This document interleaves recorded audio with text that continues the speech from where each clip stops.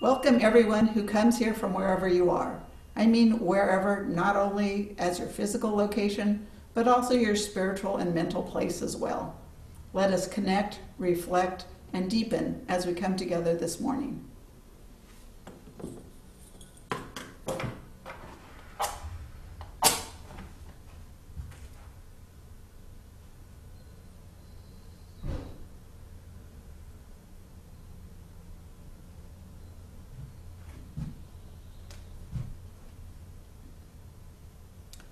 At times, our own light goes out and is rekindled by a spark from another person. Each of us has cause to think with deep gratitude of those who have lit the flame within us and the community. Before we sing the first hymn, let me remind you to leave yourselves muted. However, we want you and whoever is with you to sing with Jan or Mary as big and loud as you like. Make it a joyous experience. So let's sing the opening hymn, O Young and Fearless Prophet, number 276.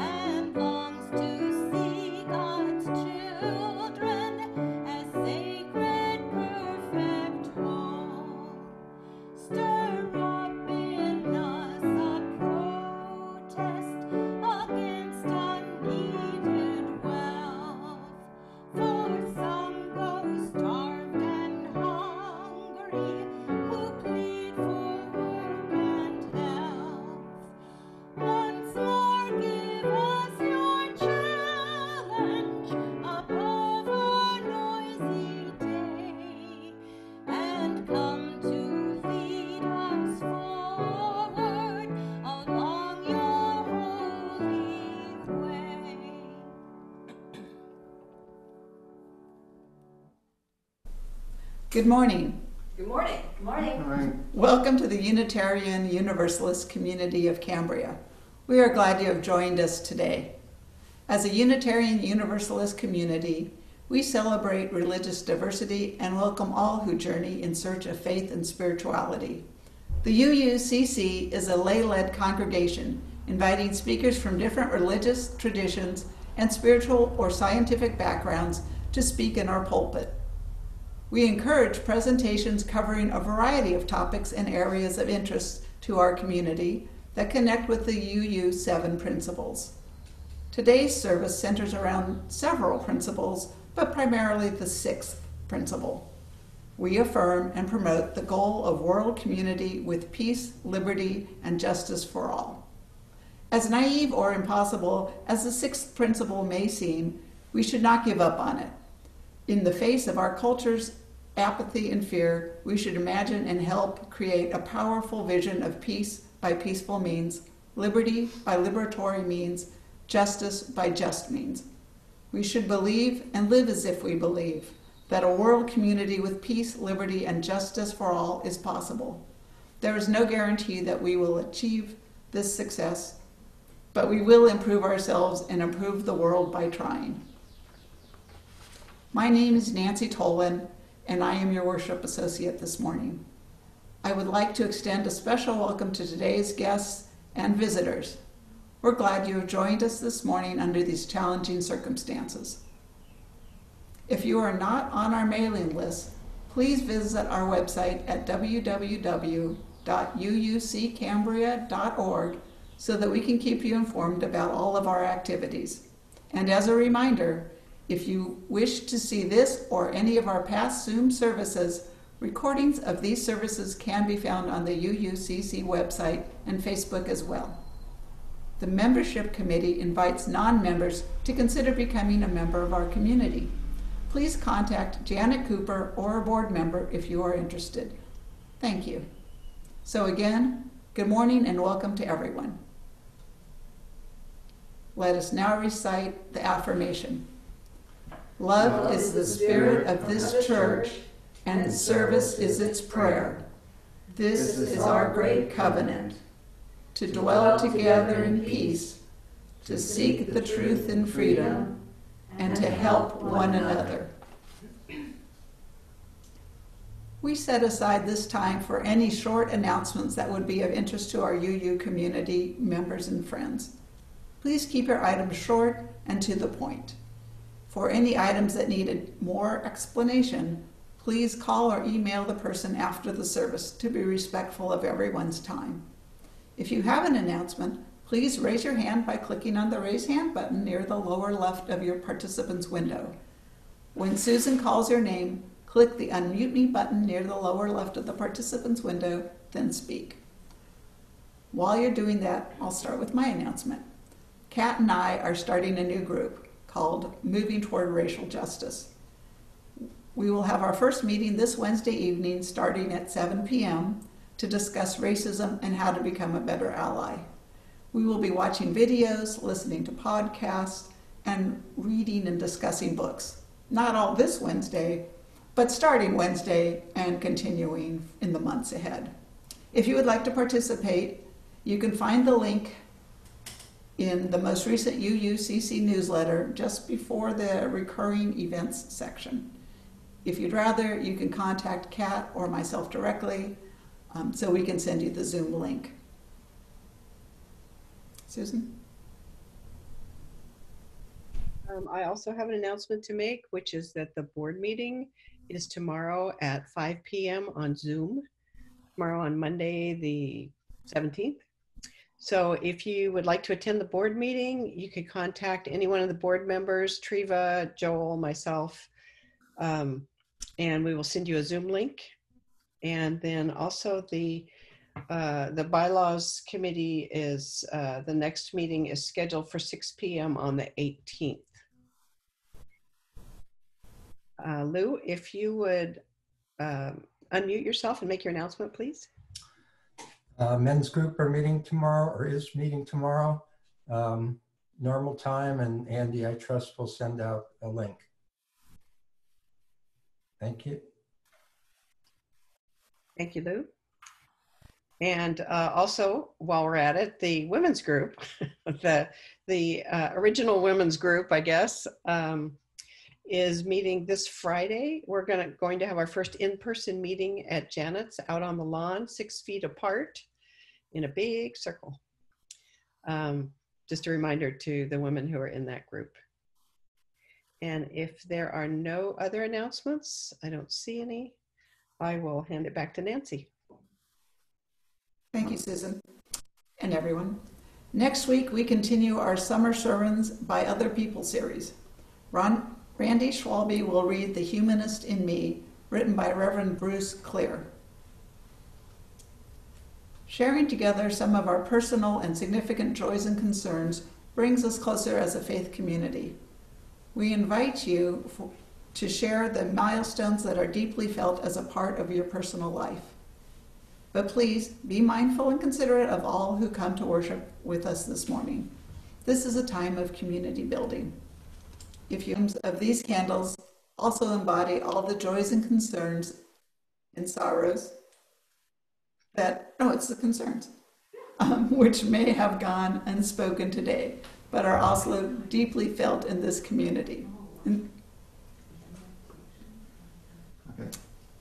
To paraphrase Ken Burns for our first reading, For far too long in our country, citizens of African descent did not enjoy equal justice under the law. They still don't. We have to stop and listen to the people who have borne the brunt of the pain. For far too long, people have had a knee at their neck. Robert E. Lee said, "Make no monuments to the Confederacy. It will only keep open the sores of war." The Civil War is still going on and can still be lost. As commentator John Pavlovich wrote recently, we haven't needed to actively participate in a shooting or call in an erroneous harassment report or drive our knee into a stranger's neck to be culpable for it all. Our silence has been as deadly, and that's the story here.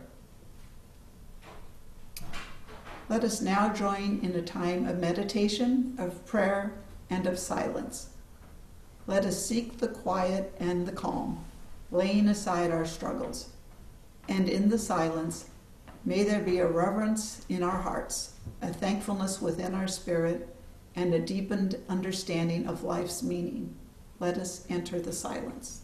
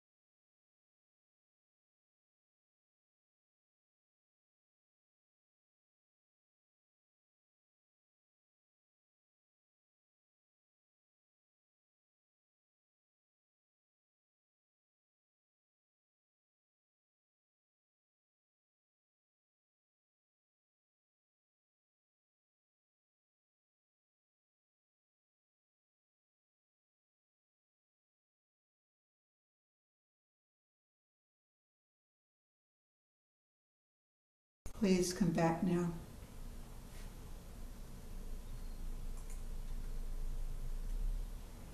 The sagacious Jane Elliott, the third grade teacher who created the blue-eyed, brown-eyed experiment in the 1960s, has been teaching lessons on racism now for 40 years.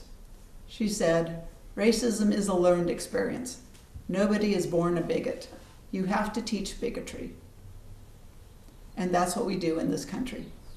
She continued, "What I learned in school was not education, it was indoctrination.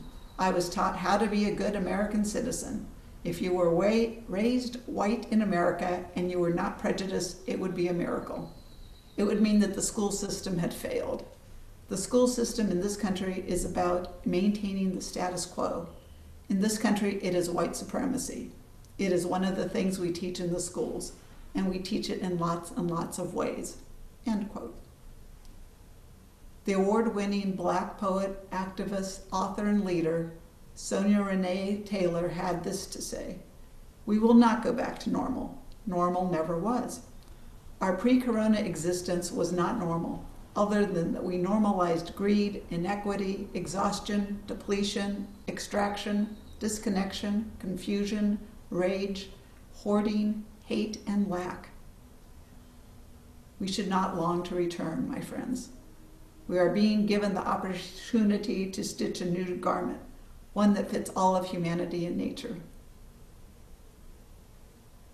Mary Schwalbe will now sing "Heaven Help Us All" by Ronald Miller.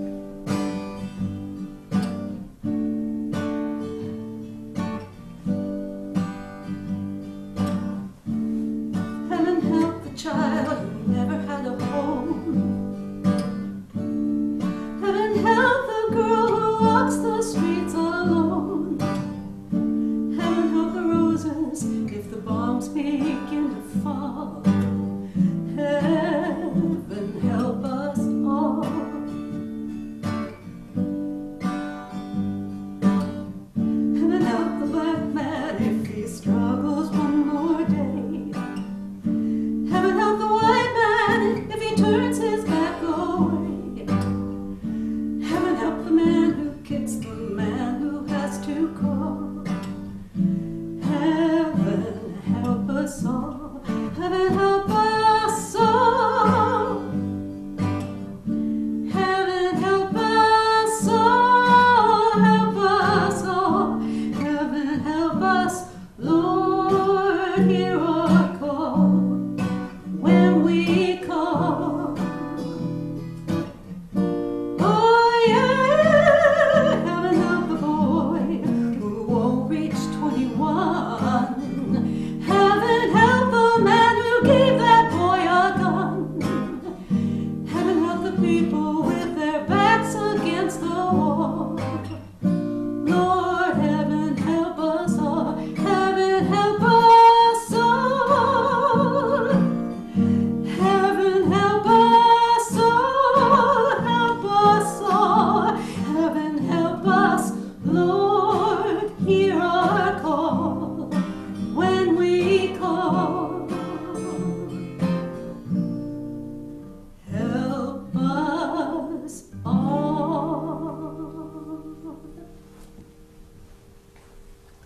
Thank you, Mary. That was wonderful. Today we continue our Summer Sermons by Other People's Services series. During the month of August, members of our community will read sermons written and published by notable clergy and laity with which the reader has found a deep connection. Black Lives Matter, More Than a Slogan, written by Nathan Ryan, will be read by Diane DeMarco. Diane?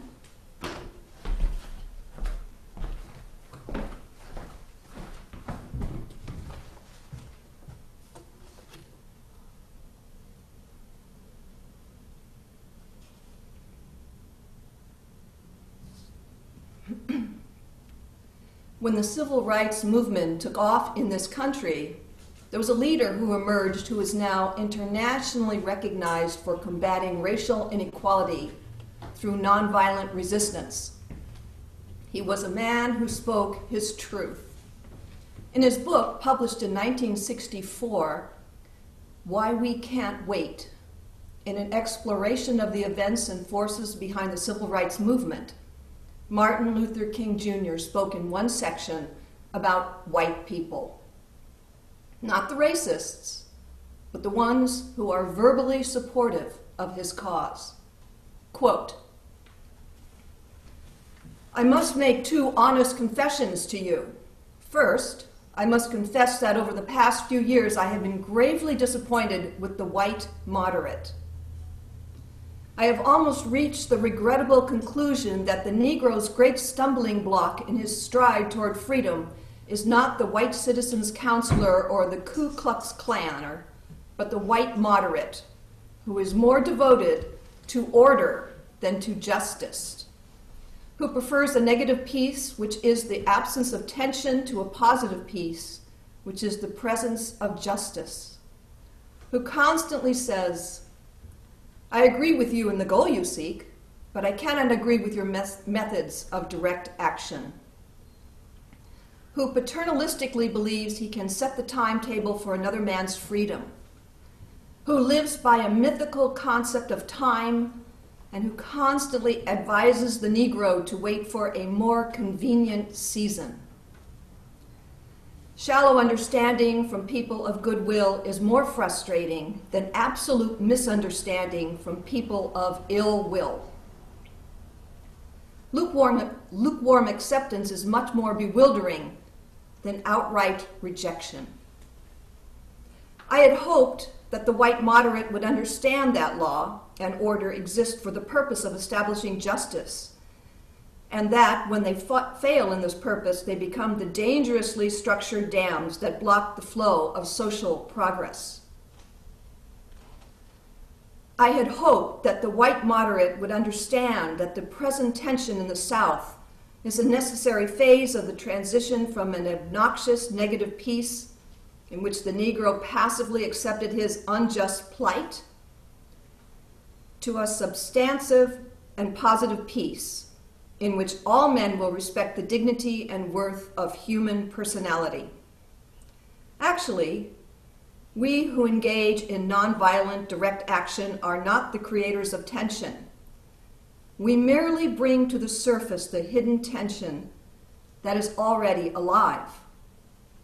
We bring it out in the open where it can be seen and dealt with, like a boil that can never be cured so long as it is covered up, but must be opened with all its ugliness to the natural medicines of air and light. Injustice must be exposed, with all the tension its exposure creates to the light of human conscience, and the air of national opinion before it can be cured. End quote. The path to freedom is a long, arduous, scary, and difficult road. But standing on the shoulders of those who came before them, and 60 years later, the civil rights movement took a sudden radical turn on May 9th by cracking wide open the issue of racial justice for all to see. And the Black Lives Matter movement took wings. The Black Lives Matter movement had started 7 years earlier, in 2013, when 3 radical black organizers, Alicia Garza, Patrisse Cullors, and Opal Tometi, created a black-centered political will and movement-building project called #Black Lives Matter. It was in response to the acquittal of Trayvon Martin's murder by George Zimmerman. This time, the current participation from white people was unlike anything we had ever seen before. Protests in hundreds of cities in every state have had large and sometimes majority white crowds. White women made themselves human shields to protect black protectors. White superstar athletes, such as NFL quarterbacks Tom Brady and Joe Burrow, signed petitions and tweeted support. Apple committed $100 million to a racial justice fund. The NFL increased its commitment to $250 million. Museums and corporations supported the protests. Spontaneous reparations flowed, with whites standing side by side with the blacks, chanting, posting, even screaming, "Black Lives Matter," and "the real virus is racism." The evolution of our humanity is encouraging, and we can see the growth of compassion that accompanies the movement.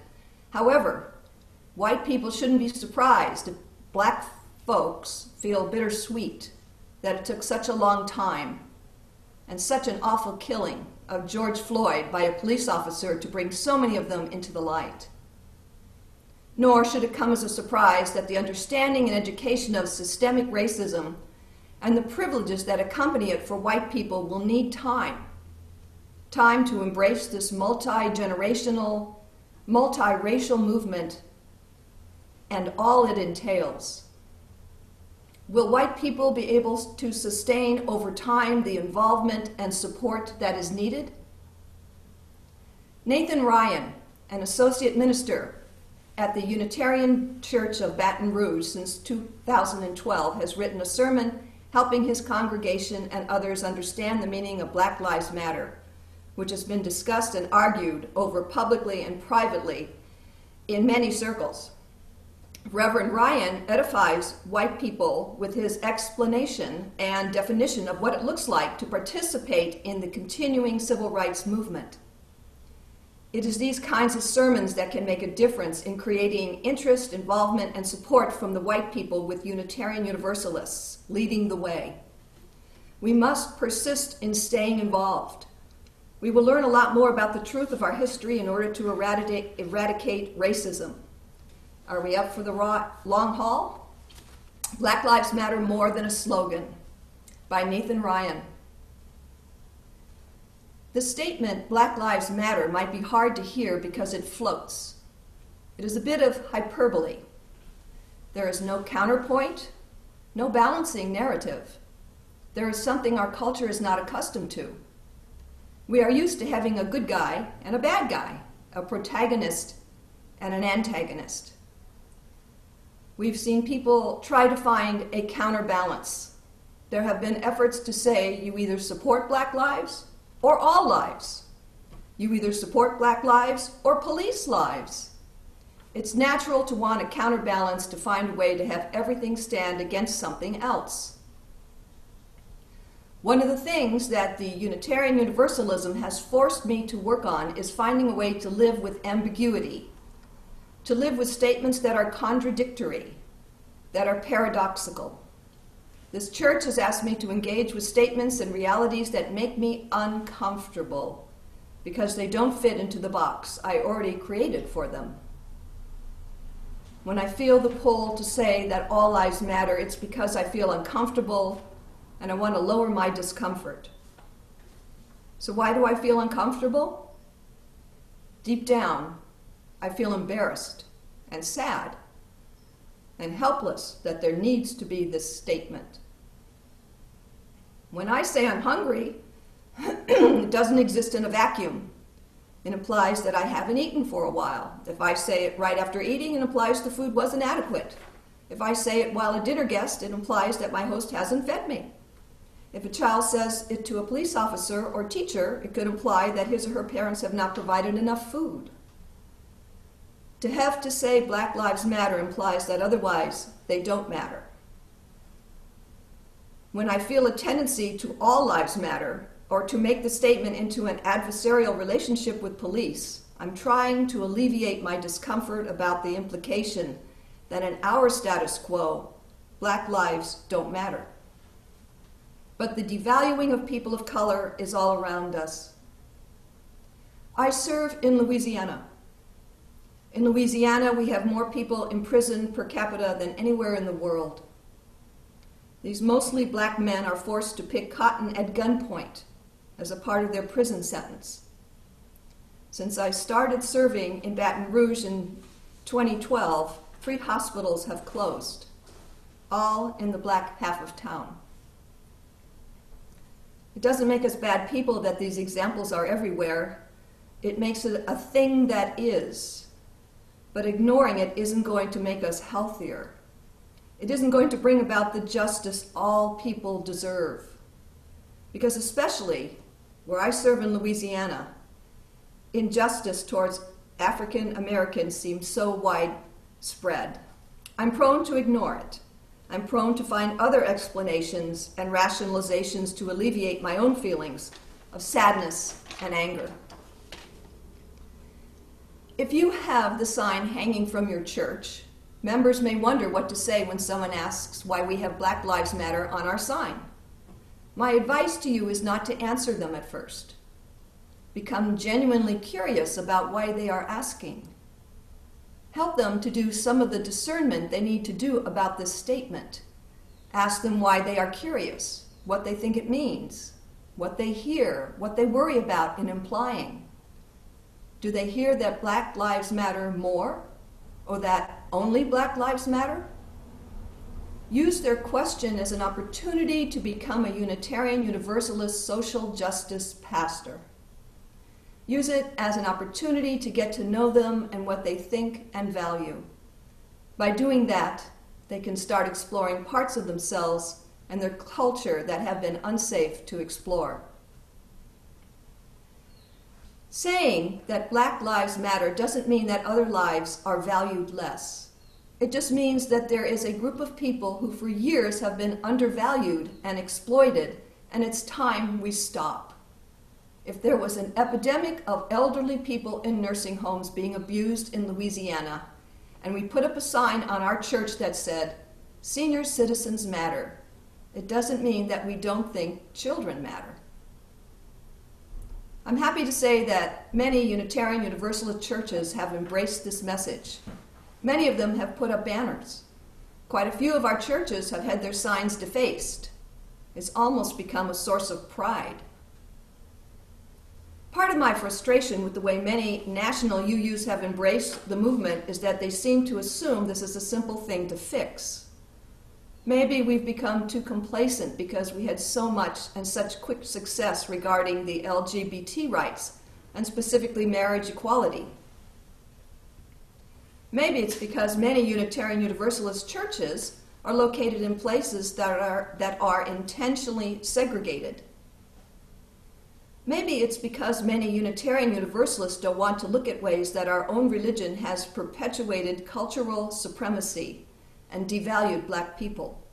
but I'm sure not everyone who embraces this slogan understands how long a march this is. The entire nation is founded on the enslavement of Africans. I often complain when I read about plantations glossing over their bloody and brutal use of enslaved people. But I didn't object once during a tour of the United States Capitol building when they neglected to mention that it was built by the enslaved. The main engine for this country's economic growth, namely cotton, came directly off the backs of enslaved people. It's written into our very Constitution. The Constitution originally claimed that enslaved people were 3/5 of a person. So I did some math this week. In America, black people represent 13% of the total population. Yet their representation in Congress is 7.56%, and if you round that up, it's 8%. 3/5 of 13% is 8%. All of these arguments and facts and figures aren't what are going to convince people. I serve in the South, and many Southern white people carry tremendous guilt, shame, and feelings of helplessness. I have found that bludgeoning them with facts and figures just pushes them farther into theological and cultural despair. I quickly learned when I returned home to serve in the South that many white Louisianians carry a disproportionate share of the guilt and shame. This is because much of the country has rewritten the history to make slavery, Jim Crow, and racism a Southern problem. I've seen many Unitarian Universalists perpetuate this mythology of the racist South as a means of absolving themselves of their own implications in racist systems. Reverend Mark Morrison Reed said in his book, Selma Awakening, "When we pinpoint the locations and relocations of their congregations, analyze their religious education materials and hymn books, dissect the cultural proclivities of the burgeoning fellowships, add up the number of African Americans in leadership positions, and survey the experiences of the African American ministers, we see clearly that the espoused values of Unitarian Universalists and Universalist Unitarians were rarely matched by their values in practice." End quote. Deep down, even in the strongest resistance to the Black Lives Matter movement, I see a deep sadness and anger for the sins of this country. Some people are able to cope with this trauma in positive ways, and others cope in unhealthy ways, but we are all fighting against the same source. Sometimes those who argue the most rigorously against justice are the ones who yearn for it the most. With the large number of news stories that have popped up recently about unarmed black people being killed, it's natural to ask the question, where is God in all of this? I don't look for God in the tragedy. I look for God in the response. I see God as that pull towards justice. Each generation pulls us a little closer to justice. So every generation, God gets a little more just. I don't believe that there has been an uptick in violence against people of African descent. If we were to narrow in on any period in the last 500 years, there was a disturbing amount of violence towards black people. What is so amazing to me about the Black Lives Matter movement and whatever is going on right now in our larger culture is that people in the larger American landscape are finally hearing about the abuses. I don't know if we as a culture are finally far enough away from slavery to start engaging with the injustice, or if we finally hit a critical mass. But it feels like something is changing. Looking for God in the justice and the progress is where I find hope. One of the things the Black Lives Matter movement has taught me is there are dramatic regional differences to injustice and racism. And while I can stand in support, I have to remember that I don't always know the context. Within the Louisiana context, there are countless instances of black lives not being valued. The entire country needed Louisiana to devalue black bodies so that it could achieve unparalleled economic gain. But it has to end. I'm proud to serve a church that was kicked out of some of its earliest homes because it dared to hold integrated meetings, that it dared talk about the violence Black people faced. I'm proud to serve a congregation that is talking about race in Louisiana. Not from guilt and shame perspective, but with an eye towards reconciliation, healing, and justice. I say as your pastor that no matter what you go through in this life, you are loved, you are worthy. I am not saying that Black lives matter more than your life. I am not saying that there is only so much love and justice to go around. I am saying that until Black people know justice, no one will know justice. To borrow from our universalist ancestors, none are saved until all are saved. We aren't there yet. We aren't where we deserve to be. We aren't yet living in the world we were promised at our birth. But we will get there. Each day we meet fear and anger with love. We bend the arc a little closer to justice. End quote. In closing, I would like to remind us all that Black Lives Matter's iconic symbol of power, taking the knee, has been a cornerstone of the global movement against racial oppression.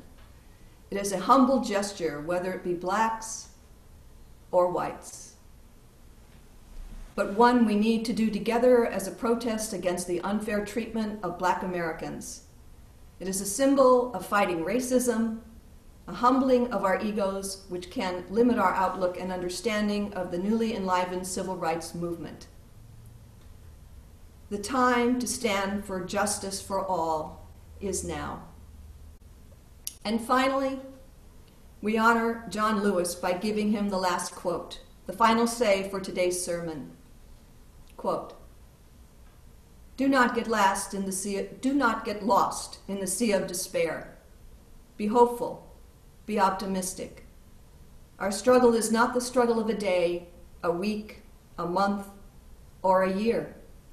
It is the struggle of a lifetime.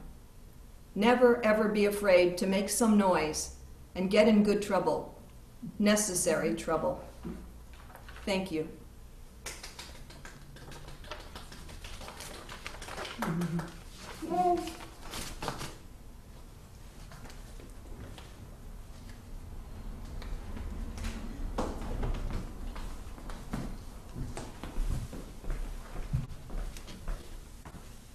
Normally, at this time, we receive offerings from our congregants.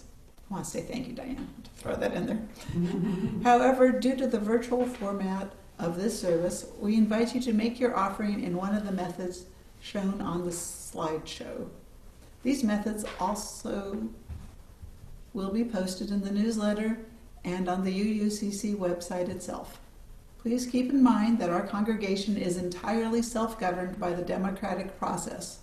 One of the privileges of our free church tradition is to provide all of the financial support for our many ministries from among ourselves. Generosity, therefore, is one of the spiritual values we recognize as central to our personal and our institutional well-being. You are invited to participate in the blessing by sending us an offering. Thank you.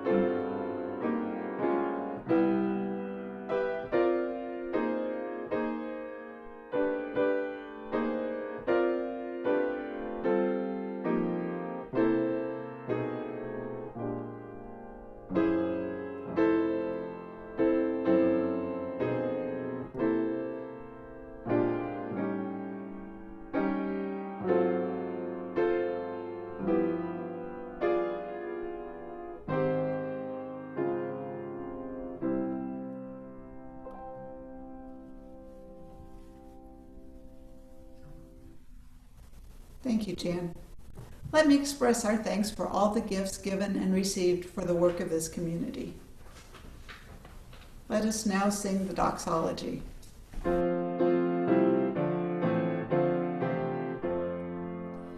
From all that dwell below the skies, let faith and hope with love arise. Let beauty, truth, and good be sung through every land by every tongue.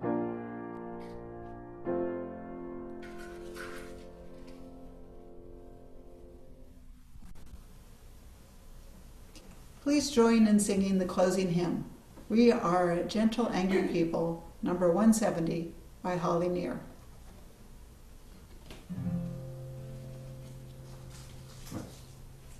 Camera?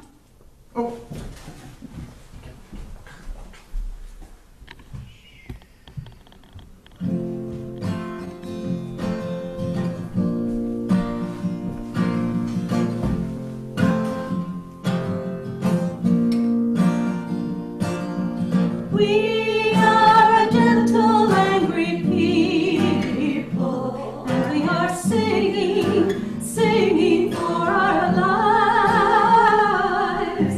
We are a gentle, angry people, and we are singing, singing for our lives. We are a justice-seeking people, and we are singing, singing for our lives. We are a justice-seeking people, and we are singing, singing for our lives. Harmonize with me. We are young and old together, and we are singing, singing for our lives. We are young and old together, and we are singing, singing for our lives. We are a land of many colors, and we are singing, singing for our lives. We are a land of many colors, and we are singing, singing for our lives. We are gay and straight together, and we are singing, singing for our lives. We are gay and straight together, and we are singing, singing for our lives. We are a gentle, loving people, and we are singing, singing for our lives. We are a gentle, loving people, and we are singing, singing for our lives. We are a justice-seeking people, and we are singing, singing for our lives. We are a justice-seeking people, and we are singing, singing for our lives.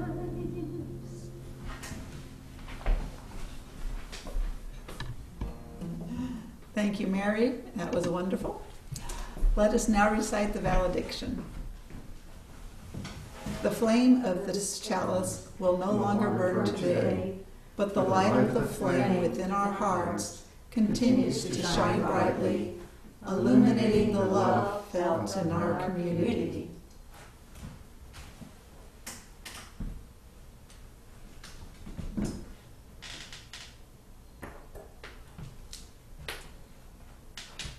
After Diane recites the benediction, please move your arrow to the top right of your screen and click the gallery view button. Diane?